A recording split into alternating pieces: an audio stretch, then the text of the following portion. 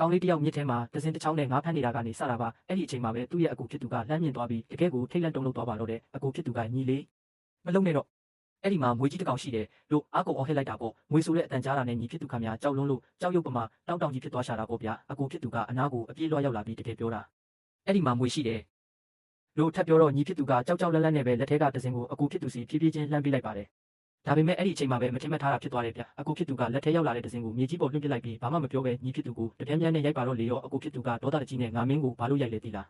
မင်းမြစ်ထဲမှာငါးတွေတွေ့လို့လားလို့မေးလိုက်ပါတယ်ညီဖြစ်သူကလည်းဟုတ်ကဲ့တွေ့လို့ပါလို့ပြန်ဖြေတာပေါ့အဲ့ဒီတော့မှအကူဖြစ်သူကအေး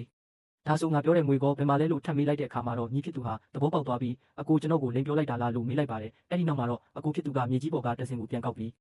ညီဖြစ်သူအခုနကလုံနေတဲ့အတိုင်းငါဖမ်းတဲ့အလုပ်ကိုပဲဆက်လုပ်ပြပါတော့တဲ့အဲ့ဒီတော့မှညီဖြစ်သူဟာသူလုပ်နေတဲ့အလုပ်ကဘယ်လောက်တောင်အနေရကြီးမှတလဲဆိုတာကိုကောင်းကောင်းကြီးသဘောပေါက်သွားတာပါတကယ်လို့သာအကူအချိန်မီရောက်မလာခဲ့ရင်ငါအသက်တောင်ပါသွားနိုင်ပါလားဆိုပြီးတော့လေတွေးပြီးကြောက်လန့်သွားပါတော့တယ်ဗျာ